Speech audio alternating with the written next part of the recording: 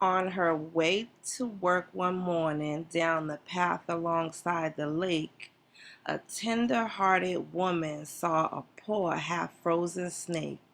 His pretty colored skin had been all frosted with the dew. "Oh, well," she cried, "I'll take you in, and I'll take care of you. Take me in, old tender woman. Yes, come on and take me in. Take me in, old tender woman, take me in," cried the snake. Now she wrapped him up all cozy in a cover with some silk, and laid him by the fireside with honey and some milk. Now she hurried home from work that night. As soon as she arrived, she found that pretty snake that she had taken in had been revived. "Take me in, old tender woman, yes, come on and take me in. Take me in, for heaven's sake, tender woman, take me in." Now she clutched him to her bosom. "You're so beautiful," she cried, "but if I hadn't brought you in by now, you might have surely died." Now she stroked his pretty skin again, then kissed and held him tight. But instead of saying thanks, the snake gave her a vicious bite. "Take me in, oh tender woman, take me in, for heaven's sake. Take me in, tender woman, take me in," sighed the snake. "I saved you," cried the woman, "and you bitten me. Oh, why? And you know your bite is poisonous, and now I'm gonna die." "Oh, shut up, silly woman," said the reptile with a grin. "Now you know darn well I was a snake before you brought me in. Take me in, da da da da da. You know the rest of the hook there." Let's talk about that poem for a moment, if we can, okay? I thought that that was quite fitting in the day and times that we're in. You may remember number 45 um, reciting this particular poem as he went about on his rallies. And I just want to tell you a little bit about the poem creator and the meaning of the snake, okay? The Snake was a poem, or a song, I should say. It was written by an American songwriter, and his name is Oscar Brown Jr. Okay, and Oscar Brown Jr., as I said, he was a singer, a songwriter, he was a civil rights activist, and he was an actor. Okay, and he even ran for a seat in Congress. Okay, and he wrote over 12 albums, okay? And he was above, when I say he was above and beyond his time, he was born October 10th, 1926. Unfortunately, he passed away May 29th in 2005, okay? And that's Oscar Brown Jr. He was a civil rights activist, and he was from Chicago. There we have Chicago on the map again. He was from Chicago, Illinois, and as I said, he had more than 125 songs with 12 albums, and he was actually, his career was so successful that he was with labels such as Atlantic Records, Columbia, RCA, so he definitely was ahead of his time, and he spoke against, shall we say, the left thinking politics or politicians. And if today we're in 2022, almost in 2023, we can't get people to see that wearing a Make America Great Again hat is nothing short of just wanting America to be great. I mean, the way the mentality is of the people that think on that that left side of your brain, the reptilian side of your brain. There's no understanding the way they think or even why they think that way. So Oscar Brown was ahead of his time, okay? So this was in the 60s that he saw through the charade. He saw through the veil, okay? In regards to the deceits of the serpent, okay? And this is the reason why he wrote the snake poem, okay? He has two beautiful daughters that spoke out against Trump's number 45's using of their dad's lyrics, okay? They went on to suggest that he, discontinue reciting their dad's poem. They didn't like it and that sort of thing. Well, they were told by MSM that Trump was using, or number 45 was using the lyrics, and he was talking about the immigrants at the border. So in other words, they stuck a mic, or they pinned a mic onto their shirt, and then they went ahead to ask them questions, so how do you feel about number 45 using your dad's poem and calling those immigrants snakes and serpents and alligators, okay?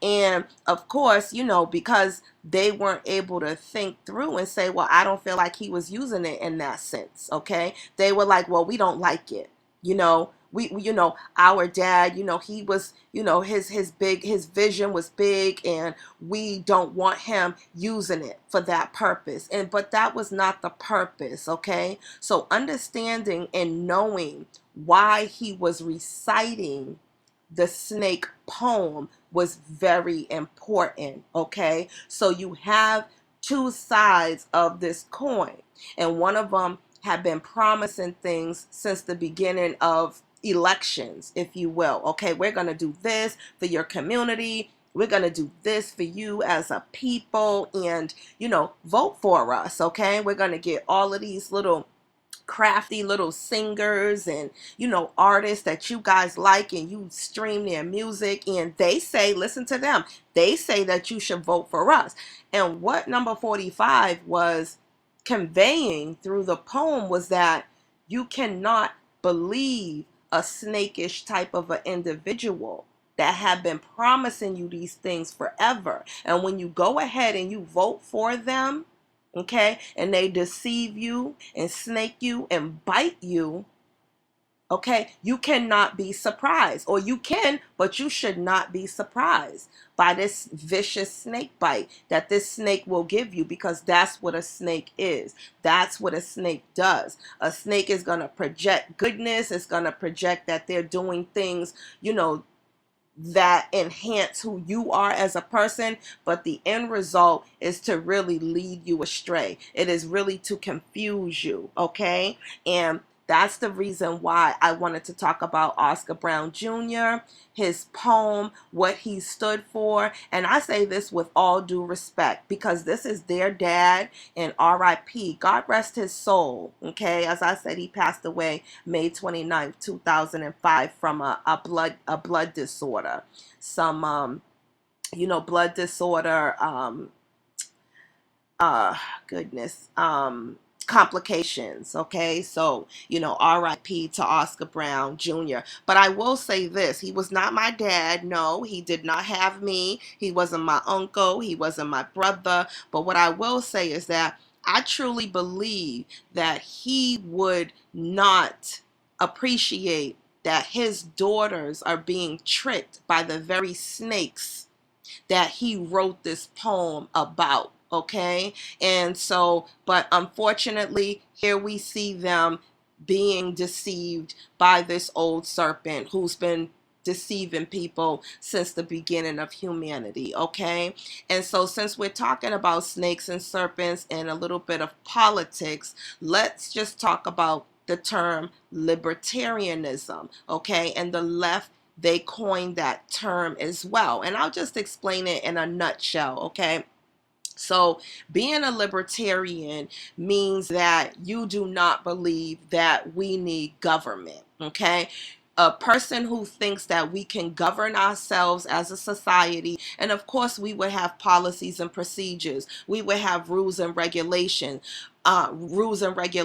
and expectant decency from community members. So and of course you would have some sort of order, but you do not need government as a whole. This is what libertarianism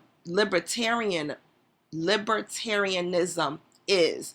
They coin, when I say they, the snake, his self, itself, their selves, they coined that term because a libertarianism wants freedom. A libertarian doesn't want to be governed by a body of congressmen and women. Okay, that's all it is. It's a simple term. And the snake went ahead and created sort of like a a picture, a symbol.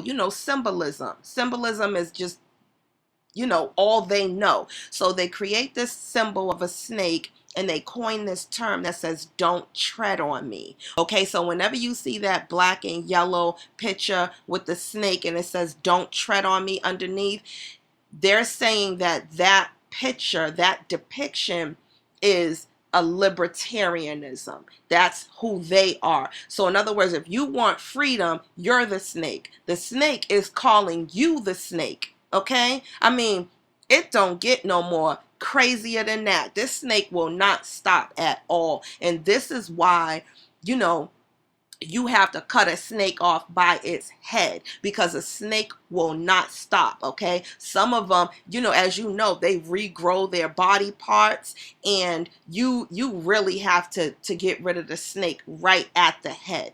Everyone understands and knows that. Okay, and so I just wanted to bring your attention to what, the snake is all about. And I know that, in the back of our subconscious, we already know, but I just wanted to let you know exactly just how deceitful that old serpent really is. Okay, it really is an awful thing. Okay, and now if I can just bring my attention to a few people who did pass away in the world from snake bites. Okay, and I just want to say RIP.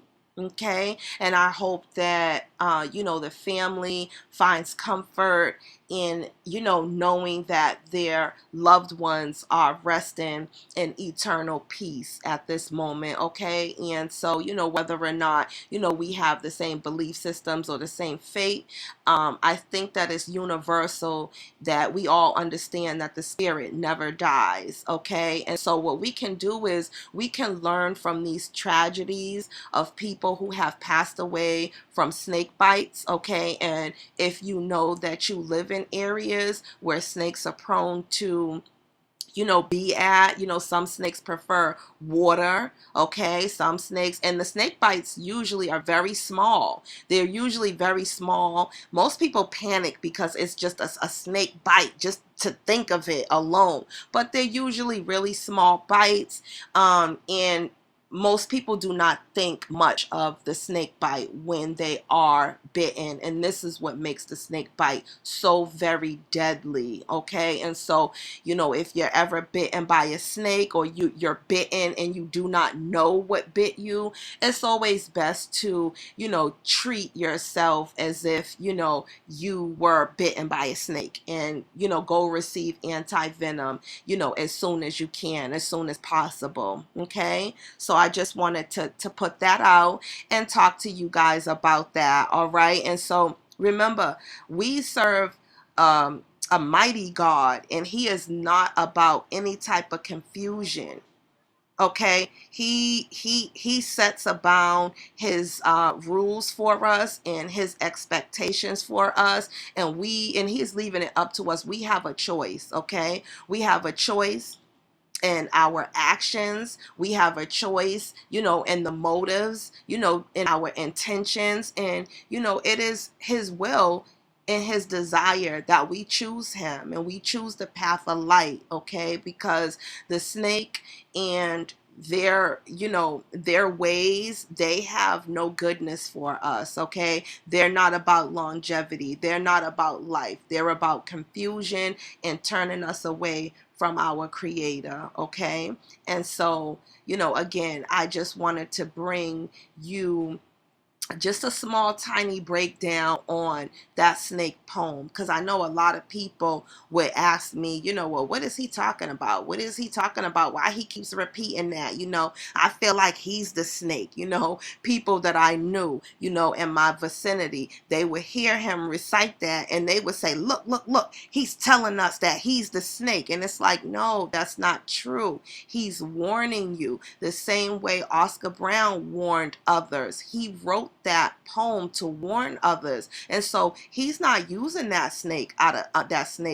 that poem out of context. Okay, so if you see a snake and it's frozen and you feel bad for it and you pick it on up and look it in the eyes and rub on it and stroke it and bring it home and set it under a fire and melt the cold away and revive the snake to its full potential, okay, and that snake feels better and the health is restored, okay, and you're happy, you've done your job.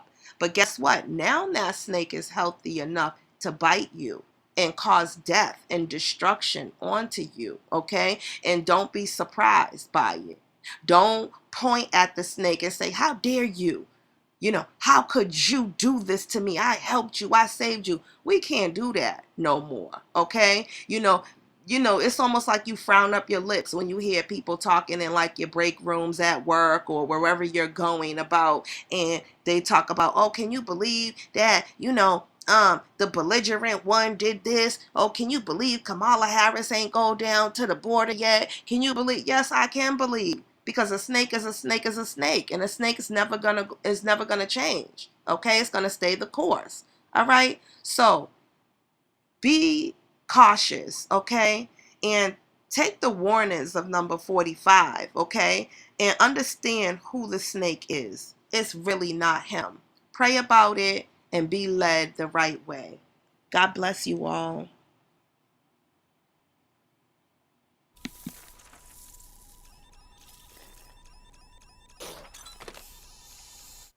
As you can see, there are snakes everywhere.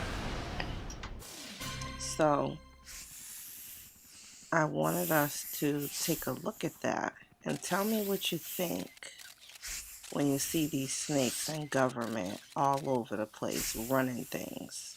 Is this not what 45 was talking about?